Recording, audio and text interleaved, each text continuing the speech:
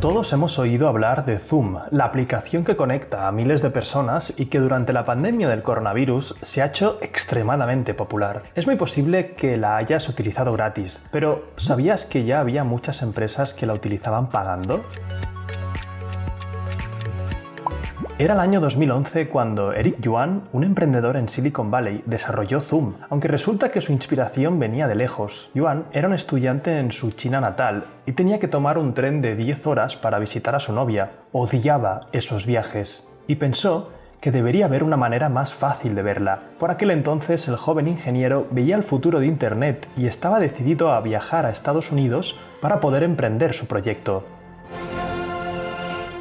En 1997 consiguió su visado y pudo llegar a Silicon Valley, donde empezó a trabajar en WebEx, una empresa de servicios de videoconferencia. Ahí estuvo 10 años como ingeniero programador, hasta que en 2007 la compañía fue adquirida por el gigante Cisco. Yuan se convirtió en el vicepresidente corporativo de la compañía y fue así como se percató que muchos clientes no estaban contentos con el servicio que les ofrecían. Ese mismo año ocurrió algo que lo cambió todo. Steve Jobs presentó el primer iPhone.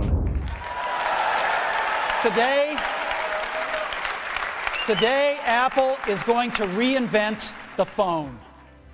Y Yuan vio el momento de llevar a cabo el sueño que tuvo como estudiante, un servicio de videochat ligero e intuitivo que las empresas pudiesen usar para organizar reuniones virtuales. Así que empezó a pensar en un servicio fácil de usar con una plataforma en la nube. Intentó convencer a sus jefes de dar el salto, pero no le compraron la idea. Ellos usaban su propio servicio WebEx o Skype, y no parecía haber hueco para más herramientas. Pero Yuan sabía que se equivocaban. Ambas aplicaciones venían de un mundo sin smartphones y no eran lo suficientemente flexibles. Y por si fuera poco, muchos de sus amigos le aconsejaban que no fundara una empresa de videoconferencias, porque el mercado estaba abarrotado por Microsoft, Adobe, Citrix y muchos más. Con todos estos factores en contra, Yuan no estaba seguro de lo que pasaría, pero sí sabía que su tiempo en Cisco se había terminado y después de hablarlo con su esposa, abandonó su puesto y lo arriesgó todo por su pasión. El emprendedor sabía muy bien qué producto quería desarrollar, pero no tenía empresa. Habló con un antiguo jefe suyo, Dan Scheinman, que invirtió en él $250.000 para que pudiera despegar su idea.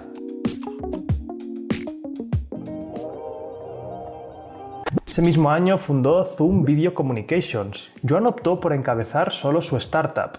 Así podría tomar decisiones rápidas en aquel mercado lleno de competidores. No quería cometer los errores que había visto en WebEx y Cisco. ¿Pero qué servicio quería desarrollar que estuviera tan seguro de su triunfo? Yuan quería crear un producto que pudiera venderse solo. Pensó que su versión freemium ofrecería el mejor servicio posible, sin interrupciones ni cortes, y aportando las máximas soluciones posibles. Durante 2 años desarrolló la primera versión de Zoom, una plataforma todo en uno, especialmente diseñada para uso empresarial, que permitía las videoconferencias, audio, webinar, chat y compartir documentos en vivo. Para ello, Zoom había creado una plataforma que les ofrecía comunicaciones confiables y de alta calidad en todos los dispositivos, incluso con anchos de banda y rendimientos de red variables. Era fácil de usar, con una interfaz muy intuitiva, se podía navegar fácilmente, incluso por los usuarios nuevos, permitiendo la integración del calendario o la sincronización fácil con el equipo de sala de conferencias. Su objetivo era convertirse en la herramienta perfecta para las empresas, así que diseñó un servicio fácil de implementar y administrar por los técnicos de las compañías. Para el 2013, cuando ya existía Skype y los Hangouts de Google en el mercado, Zoom aparece con su primera versión. Pero, ¿cómo consiguieron los primeros clientes en un mercado tan saturado? Buena parte de sus clientes eran empresas que pagaban por sus servicios, pero también habían clientes individuales que lo usaban de forma gratuita y a quienes se les permitía reunirse desde grupos de 2 personas hasta 500 y con un máximo de 40 minutos. Yuan tenía claro que sus clientes eran la prioridad y que no quería malgastar dinero en marketing, pero era necesario encontrar un primer grupo a quien enamorar con el producto. Para conseguirlo, se enfocaron en un nicho clave, los trabajadores tecnológicos, así que decidieron poner una valla publicitaria en medio de Silicon Valley. Conseguir que ese primer grupo adaptase esa tecnología podía ser una gran ventaja, porque si la apuesta salía bien, ese grupo iba a amar el servicio y el boca a oreja podría funcionar extremadamente bien. Pensemos al final que siempre se necesita un grupo de early adopters que luego puedan hablar al resto de usuarios para que la tecnología se adapte por completo.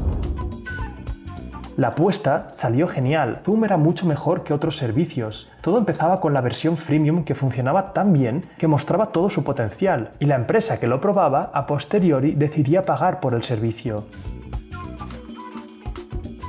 A diferencia de otras opciones, las suscripciones eran flexibles, según la cantidad de host que la empresa requería mensualmente, y eran escalables según el tamaño de la empresa y la complejidad en las comunicaciones que podía llegar a reunir a cientos de usuarios. Y cuando un cliente se daba de baja, durante los primeros meses Joan le escribía personalmente para conocer la razón, para poder recibir feedback. Y es que el emprendedor conocía perfectamente su mercado y cómo penetrar en él. Poco a poco los inversores empezaron a confiar en el proyecto, viendo a Zoom como una startup disruptiva, capaz de alcanzar los primeros puestos del mercado con su software. Fue entonces cuando en 2013 Zoom empezó a establecer alianzas colaborando con proveedores de software como Red Booth, Logitech o Infocus, y consiguió levantar una ronda de financiación de 6,5 millones donde participaban Facebook y Waze, entre otros. A finales de ese año la compañía tenía 3 millones de usuarios y para el 2015, después de conseguir 30 millones de dólares de financiación, incrementó para las empresas el número de participantes por conferencia, pasando de 50 a 1000 usuarios. Zoom lo había conseguido. Su apuesta por crear un producto excelente y su servicio al cliente le habían llevado al éxito. Además tenía claro cómo crecer, priorizando por encima de todo su producto y gastando lo indispensable en marketing. Además, para crear marca, en 2016 llegó a un acuerdo de 3 años con una franquicia de la NBA, donde el equipo utiliza de forma gratuita su tecnología y a cambio Zoom obtiene espacios publicitarios destacados. Todo iba genial. Zoom estaba en las universidades, en las empresas y además lanzaba una versión específica para que los doctores pudieran hacer consulta a los pacientes a distancia. Además conseguía financiación, lo que le permitía reinvertir en el desarrollo de la plataforma para mejorarla continuamente y acelerar su expansión fuera de Estados Unidos. Con todo a favor, la compañía se hizo pública en el año 2019 y todo parecía que iba viento en popa. Pero cuando los distintos gobiernos comenzaron a ordenar la cuarentena de la población, Zoom pasó de los despachos y las oficinas a los móviles de las familias separadas por el confinamiento. De unos 10 millones de usuarios activos a finales de 2019, a 200 millones de usuarios en marzo de 2020. Para que te hagas una idea, Instagram tardó 3 años en conseguir ese hito y 1 año en pasar de 100 a 200 millones. De repente el crecimiento estaba fuera de control y obviamente trajo su lado negativo. Zoom CEO told us he is taking steps to address what he calls these unforeseen issues. Desde acusaciones de filtraciones de datos a Facebook y a China, hasta detalles más problemáticos relacionados con la seguridad y la encriptación de las conversaciones. Joan sabía que podía perderlo todo en medio de un crecimiento inesperado, porque Zoom no fue diseñada para que de repente todo el mundo la usase para socializar o trabajar desde casa. Así que tomó el timón y pocos días después de que saltasen las primeras alarmas, anunció su compromiso para solucionar los problemas que estaban apareciendo. Sin duda, Zoom no estaba preparada para el crecimiento repentino provocada por las consecuencias de la pandemia, pero Joan siempre ha demostrado su capacidad para mejorar su servicio y reinvertir todo lo necesario para llegar a buen puerto. Desde luego, el futuro próximo será crucial para el desarrollo de la compañía y su servicio, pero confiamos en que el capitán sepa llevar la empresa a buen puerto.